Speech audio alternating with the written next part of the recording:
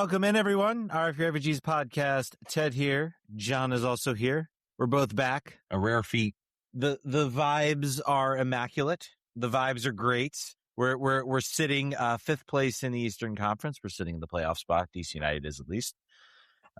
The Washington Spirit are sitting second. They're rolling. So vibes are great, right, Jon? Everything's fixed. Everything's better. I think because you and I went our separate ways for a couple of weeks, we really set in place this momentum change shift here in the nation's capital. So what I'd like to say is you're welcome, world and DC, for doing that. And, subscribe to our Patreon as we continue to impact the world by our by our podcast choices. Just what we're saying, DC United MLS Cup champion 2026 confirmed, I think, is what I'm hearing from this. If we do a period in August, well, I guess at post window, maybe late fall, Ted and I will both go on 2-week vacations that are countersynced, so that we have a month of just dominating football before the playoffs start. Exactly. Make that run in the playoffs. But Jon, how you doing, my friend? How is the time away? I guess we've both been busy. We've both been doing things and been flying around, doing my work stuff. I'm headed to DC as soon as we adjourn to do more work stuff. It's gonna be something. But it's been good this weekend. This weekend was my daughter's 6th birthday party, so that was pretty rad. And then I played baseball the next morning, and it was cold, and I got on base, and I was like, I'm going to steal. I'm fast. And literally one step, and my quad was like, pop. So that was a good lesson in father time and whatnot. But other than that, pretty good weekend. What about you? Did you get your reffing on? It was good weather. I did for Saturday. Had a nice little violent conduct situation. Oh. Lovely little situation that reared its head in one of my last games. Always fun. Always enjoyable. Then we went to a wedding. My wife's college friend was getting married up right outside of Baltimore, basically. Apparently at this Gramsley Mansion or something like that. I don't know. Maybe some people know about it. Apparently it's was some sort of place bought by a robber baron. I don't know. There were some Nazi ties someone was trying to explain to me at the wedding. But I don't need to just keep that. I'm just here for the open bar. Don't need that. So Ted's at the age where he's still catching the tail end of I don't want to say tail end. I don't want to be mean. There's some wedding concentrations happening right now. Yes. At my age is in 2 more years, I think is when the second wedding, that's when that wave hits. And then I think you're done after that. And then it's kids. Yeah. Yeah, I was kind of doing the thinking amongst my wife's friends. Most of my friends are pretty much either married or I went through that very quickly, and I transferred colleges, so there are different friends and different scenarios and things like that. But yeah, I think it's more my wife's friends. I was like, I think we'll get one more. We got maybe one more wedding that could potentially come down the pipeline. I don't know. Prediction. There's not as many opportunities to dance once these things end. So hope you get your moves, get your rugs to cut now, and then they'll stop. Yeah. Anyway, let's people don't like it when the soccer wise people talk basketball. So too bad. We're talking old people wedding things. So tough cookies. So anyway, let's talk soccer. Let's talk DC United. DC United firing into the weekend, a game against City Stadium, which has been a house of horrors for DC United in many seasons. Any baseball field, which is a soccer field, has been that case. Yankee Stadium and City Field have both been a nightmare to watch visually on screen, but also for them to play. I believe this will be the last time DC United will play at City Field, so at the City Stadium. They will be, of course, moving to their new stadium right across the street, which actually I didn't really connect when I went out there. I went out there for a game to see them play Charlotte, and I didn't really connect that's where the stadium was, and I guess I didn't take a look over across the street to see how the construction's been going with that. So. Did the plan come to fruition with the big casino and stuff, or is it just going to be the stadium? I have no idea. You would know more about that. I didn't even know there was a casino involved in it. That was part of it, but DC United going out to City Field and picking up a hold on, let me check my notes here. I'm sure it was a 5-0. Oh, it's 2-0 win. Yeah. Oh, Oh, wow. Well, that's not what the notes say. Weird. That's not what the predictions, that's not what the markets would have. That's not what the national media would have said. DC United, 2-0 victory, 2 goals from Luis Munteanu, a kind of scrapper type goal, and then off a penalty kick. I don't know if you're making the joke there, but are you actually on the game notes page on DCUnited.com right now? I'm not on the game notes. It literally does say DC United 5, New York City FC 0. Are you serious? It literally does right now. Man. If you go to, and the reason I bring that up is twofold. One, that's funny because you made that was an accidental joke that was actually telling the truth. So if you go to game notes right now and look at it, that's the score. Also, before the game, DC United sent out multiple emails advertising Open Cup games that are never going to happen that were written God knows how long ago. One was from a previous year. They were last year. They were because they played. I believe one of them was advertising a game against the Charleston Battery. They played the Charleston Battery in the round of 32 of the Open Cup. Someone said Troy Lesane had access to the email. The email server was going back and doing a little warfare. But the fact that the 5-0 is very funny. Yes, but no, it wasn't 5-0. It was 2-0, despite the vibes that are percolating. Yes. I guess DC United's fixed, right? They're going to go on a war path. It was very interesting. I guess I check out what the national media, I check out what the Matt Doyles, what the, and the framing, the national framing of the match is, man, NYCFC are poor right now, to lose to DC United. But that's why we're here, because we're going to break down. There's some interesting things. I think there's some things to take away from this. I think this is a big victory. I said it vaulted DC into 5th place in the Eastern Conference, which is it's a strange sight to see, if we're being honest, based on the vibes of the season. Luis Munteanu, of course, getting a goal. What does this mean? What does this game entail? I don't know if we'll have the entire answer. But let's break it down. Let's talk about it. So coming into this game, obviously, Tai Baribo out. I believe Renée pretty much telegraphed that on his pre-match conference. Also, he telegraphed a couple things on that pregame press conference. Yeah, couldn't help dropping a little bit on Pirani, essentially calling him a player only concerned about himself. You got shooters out here that hate Pirani more than I do, I think, now at this point.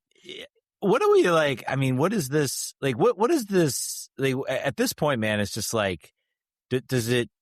What is going on with that? It's such a weird vibe, I guess, from a coach. It is crazy. I think he can afford to do this because he knows that Pirani is not helping them on the field. I think so. If you can be a pain in the butt and good and making a difference, but you cannot be a pain in the butt and not do anything on the field and actively apparently like just not adhere to tactics and what is being told for him to do. So I think there is truly a sentiment amongst the locker room. I don't feel like if there are still people out there on this team that maybe they still like Pirani as a person, but as a teammate, as everything else, I have to feel their work. And I think it was noticeable. I forget who noticed it. I think it was Jason Anderson during some of the matches where Pirani was playing. Pirani sort of gesturing to his teammates about how frustrated he was with something, and everyone just kind of like ignoring him, almost like, yeah, no, we're not going to pay attention to you. There are some players out there, man. I mean, we all have those players on like our adult league teams. I think they are like just the best players ever. They know everything. They're the greatest. And in actuality, they're maybe not as good. And drive other. We've all had those players, I feel like, on our teams and everything else. They're too good for everybody around them. And yeah, he's about to find out, man. I told Roche that I was like, oh, this is the first time he made a comment. I was like, yeah, he's testing him. He wants to see what kind of response he'll get out of him in a training week. And no, the answer is he's burying him under the ocean is what he's doing now. So he will never play. He's not playing for this club again. He'll be gone in the summer as soon as he can get him out of here. I think Tom Bogart hinted as much. I'm not sure how the team feels about it necessarily. Maybe there was some value for him. Now there's not now. that value maybe has dwindled a little bit. It'll be interesting to see what they get for him, because clearly he's going to go away. Clearly this team wants to go and make moves. He frees up a U22 slot, doesn't free up an international slot because he has a green card.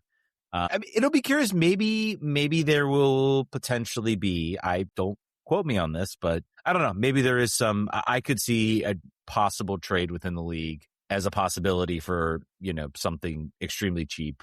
I guess depending on the team, whether they're using that U22 slot, because he is cheap, of course, as he costs the cap. So I could see some teams saying like, well, there's some good sub appearances for him. We can have him in here. He can be a talent, kind of like a bit piece. He won't be roster. A 10. We were not asking him to do that. We want him to shoot. We want him to be a super sub that shoots from outside the 18 towards the end of the games. Yeah. And that is the sweet spot. Yeah. But anyway, sorry to digress on that. I think that's just I think that's like one of the more interesting. DC United has been boring for many, many years. And part of that has been like the lack of sort of off the field drama that it pertains to the players. This is like one of the more spicy things that we've seen between a coach and a player since this podcast has started. Yeah. And particularly since he's a player that you and I have run into the ground for multiple years. It's funny to be seeing this. I'm not feeling as much joy as I thought I would feel at this. I don't know why. I can't really put my finger on it, but it's a kind of a weird feeling. It says something. It raises questions about why he was continually trying to play him out. I have to feel like there was some notion with him is like, I'm going to give him a run out. I know this guy's not good enough. I know that I need to get better players in here, but I know there's some interest around Brazil for him. So I'm going to give him a run out. And if he can just, nick in a couple goals, maybe get a couple, assists, and then, there's a fee that can be acquired for him. They can sell him. The ownership's going to be okay with it. I can get him out of here. And then suddenly it was just like, oh, no, he's not doing anything. He's not helping his value at all. The only positive thing he did was kind of a weird sort of hold up play that allowed Peglo to get into the attack and lay the ball off for Baribo in the opening goal against Philly. Other than that, there hasn't been much of anything else. But let's talk about the players who are actually on the field. Mm-hmm. It is worth mentioning, I think, in my opinion, of this year, maybe with the exception, I'll put out the Philly game. That was a really good game. But as far as like just from I'll say from a road performance perspective, this was by and large probably the best game I think we've seen from this team. Just considering their opponent, who they were facing, the fact they were on the road, the fact that they were in a baseball stadium, they maximized certain strengths that they had. Apparently Kurokawa / Stroud on a long throw. I think that's the real reason Stroud was out there, is because he could deliver a long throw. I mean, Kurokawa also on set pieces. Talk about a player. I do want to mention with Kurokawa, I am a little surprised, and maybe it's just the nature but I'm a little surprised he is not getting some accolades. Attention? Yeah, national attention for what he's been out there. I think he was excellent in this game again. Maybe a little lucky, but it's entirely about DC United's public reputation and about sort of what the narrative is around. Like, even like you said, the national attention is like, wow, NYCFC is garbage to have this go this way. If he were on a team that were a bit more swashbuckling and a little bit more exciting, he would be absolutely getting that press. But we'll know it. We'll know it, and we'll talk about it at least. I think the fans need to be singing his praises for sure. And we'll see what comes after this sort of, when does it become a scenario? It's a lot of, I don't think DC's very good. This team isn't very good. When does the narrative can shift on a team when they start picking up points? No one was really paying attention in 2021. And then DC United started to rattle off like some wins. I think it was around, the May, June time frame when they were kind of making that run under Hernan Losada, and like that got some national attention sort of surrounding it. I'll tell you how it can change, by the way. They win against Nashville. If they do that on national TV on FS1 somehow, that'll change it. I think that'll push it all the way around. It could happen because I believe Nashville are they will be playing, I think, is it the Champions League game? Is that their return leg will be that next Tuesday? I'm not sure. Tuesday or Wednesday. I'll have to go look because they are playing. Yeah, Tigres. They've got Tigres in Tigres, 9:30 p.m. Sucks to be them. That's unfortunate. Tomorrow. So a little bit of a break. I don't know. I think we'll see if what the result. If they win, if they manage to, pull off a result. They had a 1-0 loss to Tigres, so it's an uphill battle, to say the least.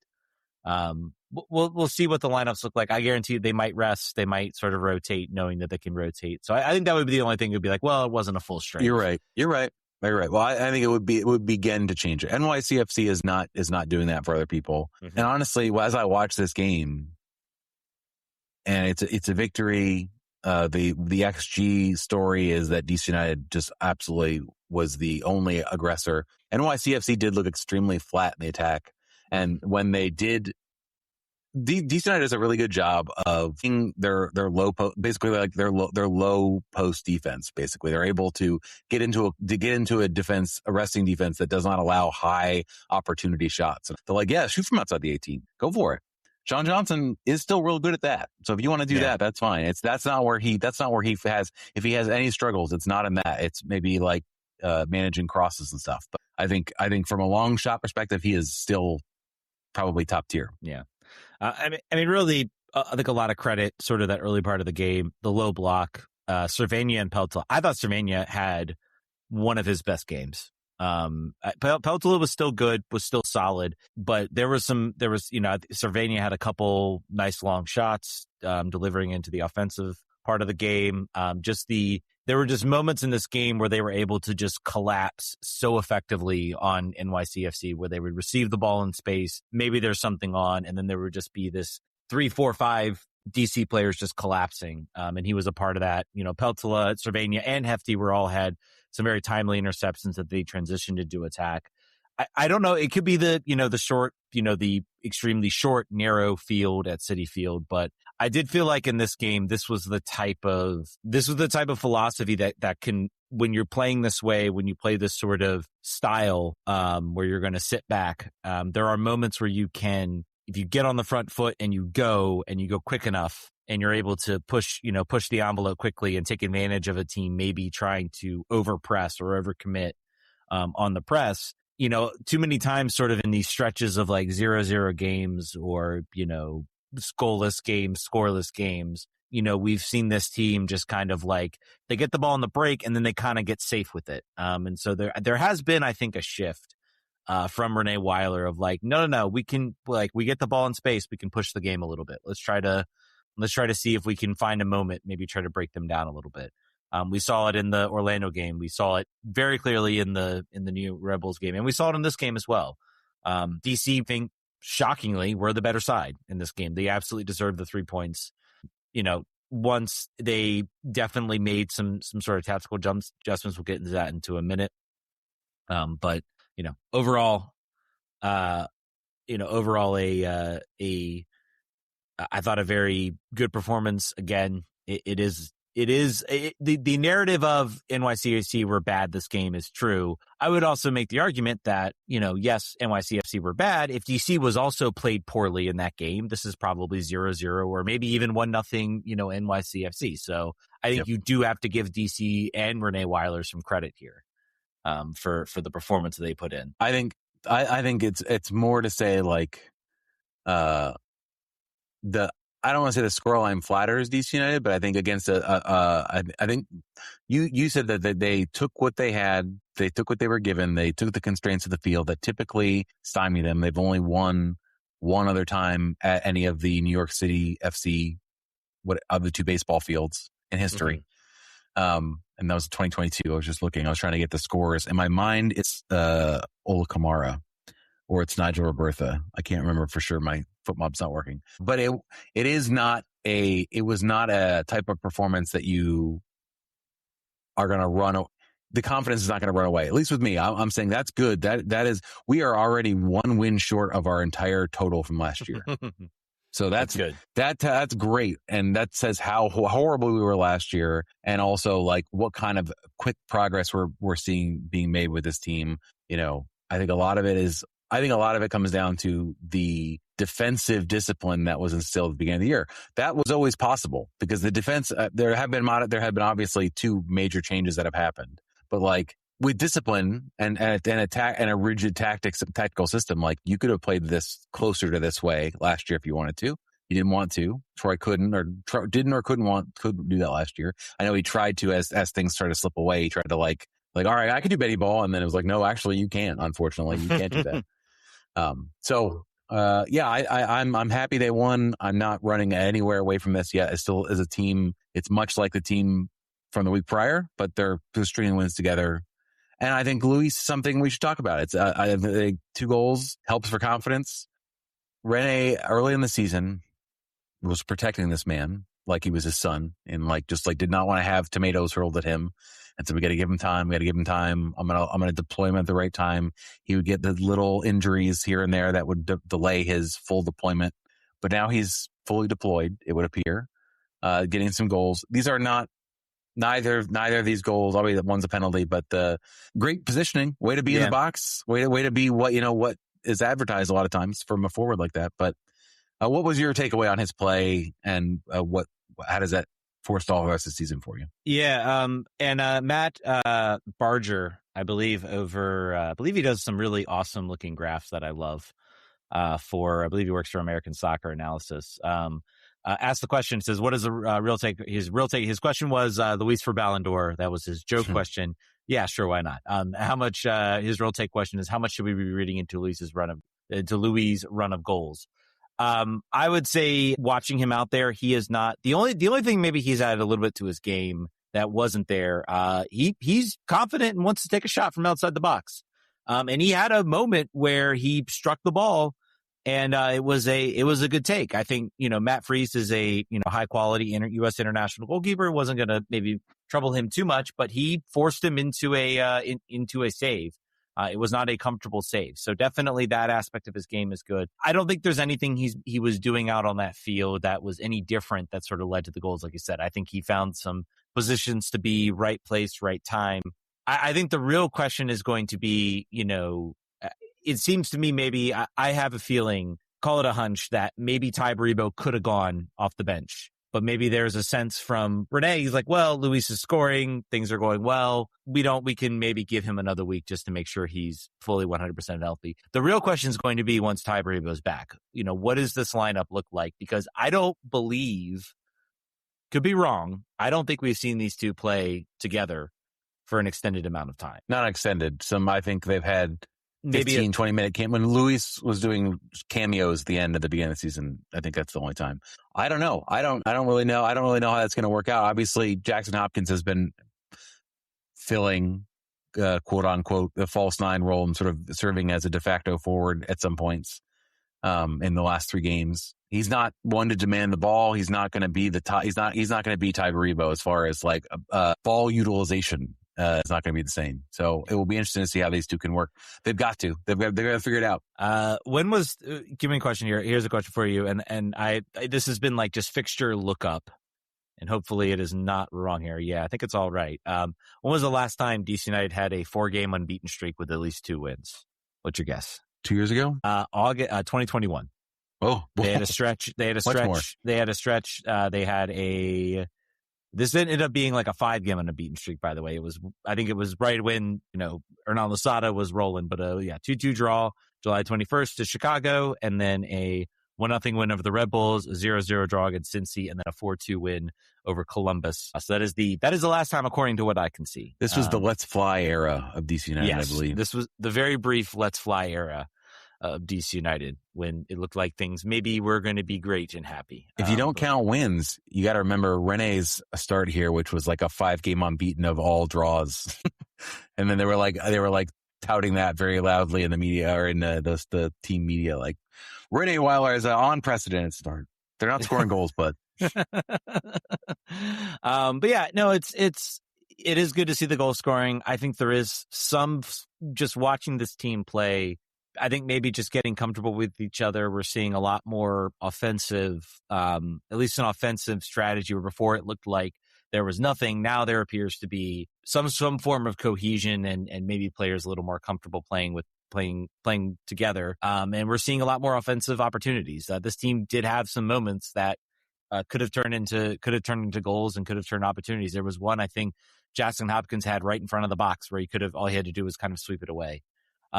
Yeah, go ahead. NYCFC, I was surprised at how much time DC United had on the ball on a small field a lot of times. Because what I have found to be DC's biggest weakness is that they have not looked like they want to know what they do with the ball when they get it. I think maybe earlier in the season they just didn't have a good plan B. And so if it was like trying to string pass together in the midfield, it was just like, I don't know. And they would get the ball and they would get it taken away because they didn't have something in mind. And in this game, New York City seemed to play off of them and give them opportunities and sort of like, and almost play off and be like, all right, beat us with a pass. go ahead. And a lot of times they didn't. I was watching a lot of sort of like aimless through balls that didn't work out because you didn't have a real number 9 running the channels. It was a very peculiar game, I thought, to watch, but I'm happy that it turned out the way it did. Yeah. To add to your point, yeah, I mean, there were maybe some moments of some nice little interplay that I saw and then it was kind of that last pass really wasn't there. But you're right. I think they had something like 70-something% possession at Very one point unusual. during the match. Not what happens at New York and that unusual. I mean, I think NYCFC's roster is a bit compromised. You had an injury in warm-up, so I think that probably would have. Although that and player is too, and a first half sub too. Yeah. So there's always something to point to. But yeah, definitely. A game that's good to get. I mean, this is a game that you, I think, look back when you're looking at what teams make the playoffs and what teams don't make the playoffs. And this is what I talk about. This is a win where I think you maybe punched above your weight. I guess we'll see. NYCFC's struggling a little bit. But getting these types of wins are big ones to get. And they can allow you to have maybe a rough moment, like a 4-0 loss to FC Dallas or something like that. So it's a lot about the diet of the wins too. And by the transitive property of MLS, Orlando beat Inter Miami this weekend. Thus, we are in fact better than Inter Miami, having beaten Orlando 2 weeks ago. So it's all looking up for us. The circle of parity continues in MLS. Atlanta. I didn't see Atlanta played Montreal this weekend. God rest anyone who watched that game as a neutral. That had to be low on the Apple TV watch charts. God rest anyone watching most of these teams in the Eastern Conference right now. Sans like Nashville. Nashville's like the only team. By the way, man. I mean, Andy Nahar I think there was a video that was posted where Andy Nahar literally dribbles around a dude and then just hits this like beautiful outside ball. Andy Nahar apparently also was, they took out Kevin Sullivan, like the only offensive player for Philly because Andy Nahar was going to be out there. So remember when we got rid of him because he was too injury prone, he could never stay on the field, and he was a spent force. They wouldn't want to give him any more money. It's a shame what happened to him. Just having to, that was the end of his career. He works at Whole Foods. I think that's what I've heard. Yeah, that's what I've heard. Definitely not ripping it up on definitely the not for the best team for the best team in the Eastern Conference. And a player will probably rip through us potentially next Saturday. But we'll see, man. Hey, vibes are weird right now. Vibes are weird. Anything else we want to call out from this game? Any particular notes? I don't. I'm excited to see what they can do against. We've already sort of given you the asterisks how this game will be perceived if they do win it, but that game interests me a lot. And also what they come out for coming off the back of the game of the Champions League game. So if they get a 0-0 draw, if they love it, A+. Yeah.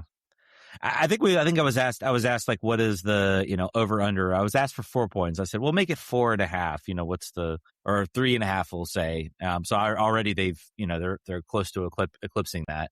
But, I said, 4 points would be magical. Now you're setting yourself up with a win, on the road. That was a game, this game, NYC was in best case scenarios, NYCFC are struggling a little bit. Maybe that's a game you could sneak a draw out of. To sort of escape with 3 points is amazing. And then you've got Nashville, you've got Chicago at home, who Chicago are good. Like they're a good team. And they'll be looking to maybe turn the tide after we very much stole a game against Chicago against them. So, it'll be these next 2 games. I think are going to tell you a lot. If DC can, manage, if they manage 9 points, then goodness gracious, there will be maybe a lot of like confused national media as to what the heck is going on. Then the vibes become certified. Then they're legit. But if they pick up 7 points, if they pick up 5 points, I think that would be a successful run of games for them. I'm just looking to make sure that we don't bottom out. The thing that kill the vibes are another 4-0 drubbing somewhere. That's like go to Nashville and get walloped by a rotated side. Yeah, that would probably not feel great. Yeah, and you're really targeting. I mean, you're targeting from a fixture perspective. Like you are targeting. You're targeting. This right before this break. So we now have 1, 2, 3, 4. We have 4 matches left before the World Cup break. So we got away at Nashville, home to Chicago, home to St. Louis City, home to Montreal. I tell you, those last 2 matches, St. Louis City, not a good team. Montreal have some wins against some bad teams in the Eastern Conference, but a game that you would expect to come in and win. Yep.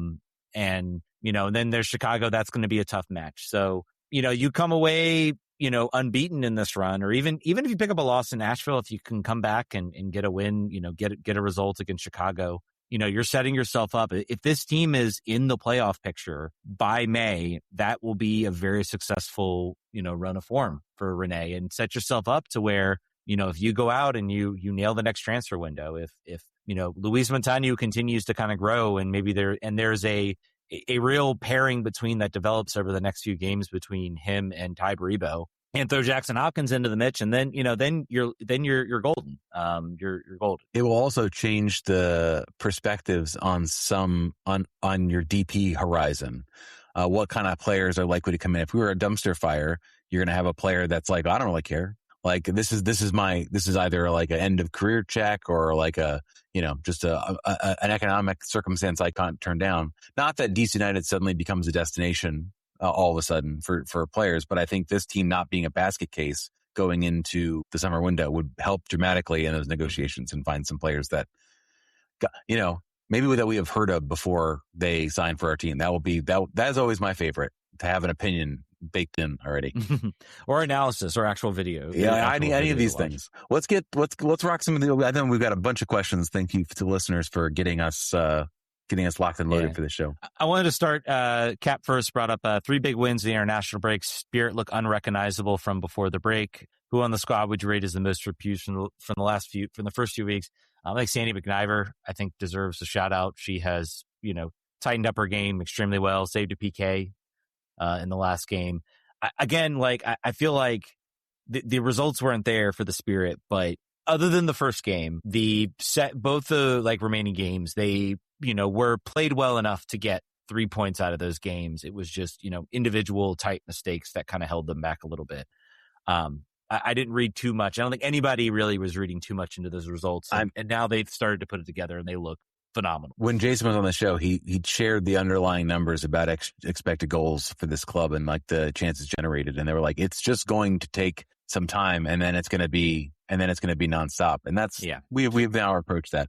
I would say I had heard secondhand some questioning about what role Andy Sullivan could still have to play on this team as things have moved along in her absence, and she did well in her first home game back. And I think that you need to just keep on expecting her to do more. I think that there may be some fans that came in the last year and a half and that don't really know what it is that she brings to the team, so they just don't know.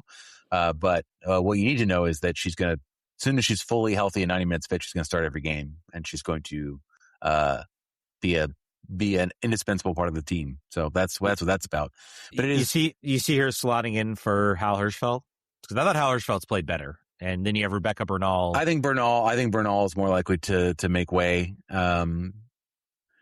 Although she's done well too, but I think she's more likely to make way, and then there's an opportunity to maybe rotate her and more at center back. It's a rag of riches over at. It's great. Everybody talked about how they Corey Bethune, the trade to Corey Bethune, everything like that, and suddenly they have Claudia Martinez come in here, who I'm gonna go ahead and say it looks very good coming in. I'm pretty sure at least 2-3 years younger than when Corey Bethune started here. Looks incredibly good. Watch some of the analysis of her movement. She is doing stuff that you don't typically see from players at her age, and she's doing it at such a young age.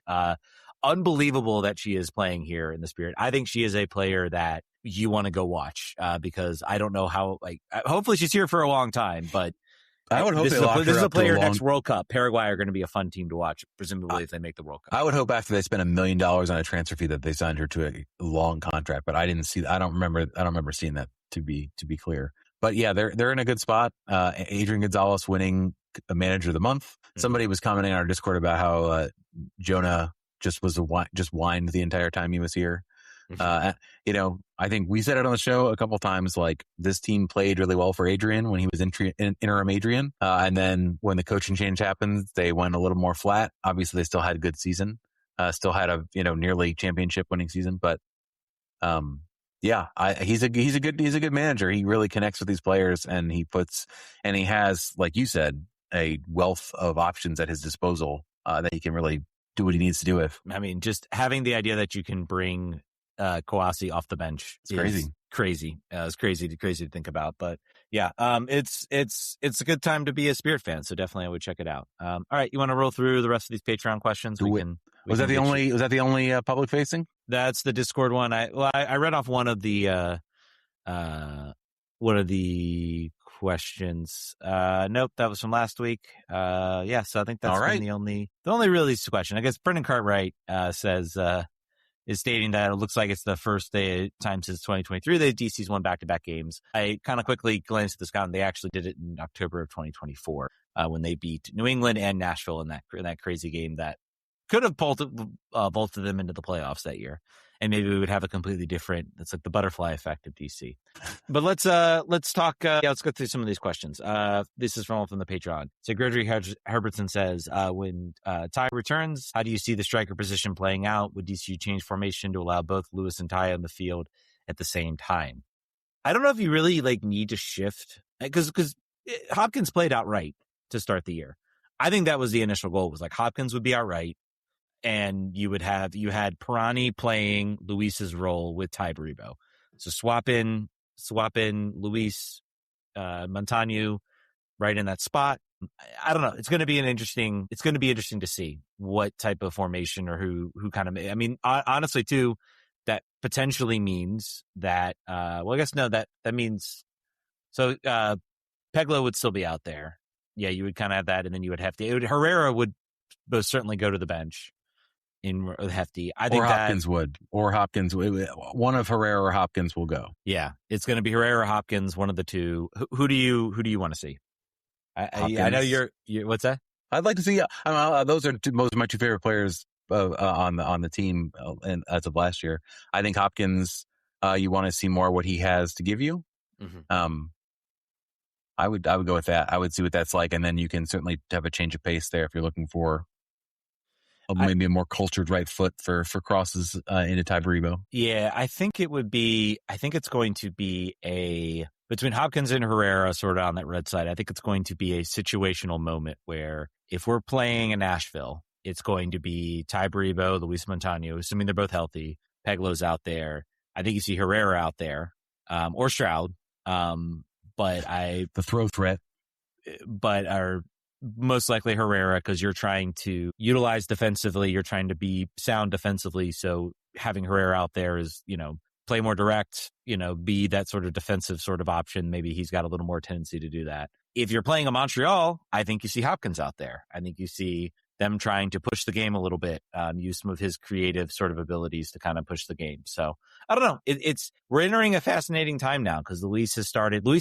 He has to. You can't bench him at this point. He's got 2 goals off the PK, and so you can't bench him. So Stephen Cladd says 2 wins and 2 draws in the last 4 games against fairly equal competition. How are we feeling about the team staring down a gauntlet of a busy May schedule and a Saturday showdown with Nashville?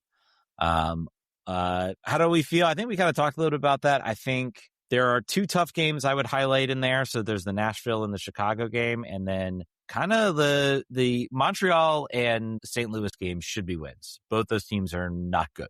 They're not having good seasons. Again, West is stronger than the East, but we should see a win there. And like I said already, we're almost outperforming 2025. So I think that there's a regression is possible. I don't think we're not a team that you should expect to roll 7 wins off in a row. That's just not really the situation here. Be happy that we're on this run. I think if we can win the winnable games and steal points from the teams that are more talented than us and deeper than us, I think that's great. I'd roll another summer. Give us a chance. Again, there is still a lot of the structure of this team, a lot of the structure of this organization that is still definitely not anywhere close. And there's a lot of reasons to still not be happy. The on the field product looks palatable, but still there's some other things. I thought we bullied the general manager off of LinkedIn. No, man, he came back swinging, man. He came back 2 posts, man. He had 2 posts about this game. Yeah. So I'm waiting for him to tag the show. We've got a LinkedIn page for some reason. I started like 5 years ago. Yeah. Tag us, bro. Aiden Kye says the team still has an open DP slot into the summer. Where do you see that being used? Is Hopkins the solution to Cam, or do we need a DP level, a creative player in that position? Sorry, Jackson. Yeah, I don't know. I don't know what I honestly, it is going to be interesting because they've already, I talked a little bit about this at the Dozel from Portsmouth, who they've now apparently signed to a free contract. Apparently Portsmouth was like, oh, we're going to talk to him about it. And I'm like, isn't if he has a free contract, I'm not sure there's much else you can really do about it there. But that is certainly, and there was a lot of, I think, laughing from the national media of this. And I said, look, man, he's a depth guy. I mean, this is a guy you bring in to boost, Servania is great. I think he's had some good moments. I think his play has kind of stepped up. And I think that might be linked to the fact that he knows that there's a player challenging for his role. And so he's in like fight or flight type mode. That's good. And I think there's a little more competition maybe in that center defensive midfielder. So where they go with this position, I think the fact that they made that move for Dozel, I was wondering, would they go for like an 8? Would they go for somebody who'd be a little more offensive? From what we've gathered from Dozel, he's very much a holds center back. So I think they are keeping that kind of defensive midfield structure, 2 defensive midfield structures. So really the question is going to be, is it going to be on the right or the left side? As far as who they grab, as John is going to be switching out earbuds. Hopefully he's able to hear me and listen to me. Nope. We'll see. All right. I was hot swapping headphones on the fly. It worked out. Also, do you think Stroud starting versus NYCFC is a reward for his contributions against Orlando, or does Renée view him as the preferred position, the right wing over Herrera? I worry. I think that New York game was a little bit of, he played really well. That's like his performance against Orlando was the best he had looked in a long time. Had a couple moments, was able to get onto the ball. I don't think you need to look at Stroud or Herrera, honestly, too. I think Herrera's days are very much numbered with this team, based on his contract, based on sort of everything else, sort of, what we've seen maybe surrounding him. I think, unfortunately, his day, particularly the fact that Hefti's coming in, and Hefti, I think, probably costs about a third of what he makes in salary. I think if Hefti had come in and looked like a complimentary player versus a guy that can and needed to start every week, then we're having a different conversation. Herrera's value at that contract was starting right back, fulcrum of the attack, also from that position. And now things have changed a little bit, and he's not as game changing up further up the field as he is back there. He can do it, but it's not 800,000 or whatever his contract is. Level. I think what we've learned, and I forget, when he looked his best, it was when he was paired up kind of on that right back slot. And this is what happened. This is what happened to like I looked at like what happened with Kevin Paredes, who is unfortunately suffered injuries and everything like that. I cannot understand why Wolfsburg was playing him as a right back, as a right midfielder, as a winger, because I'm like, he's not a guy who's going to come in and bring you like attacking type of change style. But what he does really well in is when you're overloading that right side with a winger who's maybe a little more skillful, and he can use very direct type play to kind of, to be, that's when we saw him at his best, when he was paired up with somebody on that right side that he could play well against. And I think the problem with this team is Hefty's been so good. Hefty's been very good, in fact. And so now there's change. I think he stays the rest of the season. I think he might be out of the contract. He might have some trade value, but I think also if he was on $500,000-$600,000, I think you'd see a lot of teams asking. The fact that he's on $900,000, but I don't know, maybe a team making a run to a championship has some extra gam laying around and is San Jose is a team that I think would be interesting there, as far as they've got room. They can't spend on. Bruce Arena has talked about, like, I'm playing like children that I found in San Jose every week, and we're doing great, and it's awesome. We don't have the money to spend on players externally, still true, but on budget players, potentially they could find there could be some money in the banana stand for an Aaron Herrera. I don't know what their needs are right back, but I think it's also going to be a question of how the season's going. Things bottom out, if things go really poorly, if things start to. We've been here before, man. We've been here before where vibes felt good. 2021 being that one where I talked about the last time this team had a 4-game unbeaten streak with 2 wins, where things felt really good. Oh man, here we go. We're on a rocket ship, and then things kind of fall apart. Also, after Renee's comments, Pirani is almost certainly gone in the summer. Is there any chance to make back some of the investment, or do you just bite the bullet and buy him out? Yeah. At a certain point, if you continue to bury this man in the press, you can't have him just hanging around. Because anybody at a certain point would start to become really disruptive. I don't even know if he's training with the team. Have we seen any pictures of him when they do social media stuff I would not even have him around the team, to be honest with you. Yeah. They do have, I was checking, is this the last year? They do have an option. So I guess they exercise his option in 2026, and then they have an option for him in 2027. So technically he is still like under contract. That's how the options work. So even if DC intends to decline the option, I think they will try to shop him. They will try to see if there is any type of interest. I think they will target to see if they can at least make back the fee that they spent on him. There may still long odds. Well, you can't be like, this player is selfish and sucks. Would you like to buy him for $1 million, please? Yeah, how much? $1 million is kind of cheap. It is, but I don't know. I think the best you can hope for is for him not to be around to kick around anymore. That's really, I think that's the best outcome for everybody, him included. I think you'll see them try to sell him in the summer. If they don't, then it's just a declined option. We're done, and we'll move on. And the 10 jersey is open again. 3 tough games coming in 1 week coming up. How many points can we expect to get? Nashville, yikes. Chicago, and St. Louis. St. Louis aren't that good. They are not. St. Louis have not been a good team. They are bottom of the West, bottom of the West, as far as that goes. How many points can we expect? 4? I was going to say 4. Yeah, 4. Maybe 1 draw against Chicago. I think you win against St. Louis. Nashville's probably a loss. Anything above that is golden. Then it's get crazy with the vibes. Then it's be like, well, I mean, the East is pretty weak. Like, we could be looking for like a number 2 or 3 seed if we want it bad enough. We just got to make some improvements around like small changes. Yeah. Enjoy it while it's here. There's a good chance that this amount of games in May humble us a little bit. It's entirely possible, but be happy. If there's anything this team has taught us, is that if they give you a couple weeks to be happy, take it. Or hold on to it. Treasure it. After looking shaky, Sean John is getting his form back. How much does that play a role? Is he directing the defense mostly, or is it Bartlett or Rowles? I can't tell easily over TV.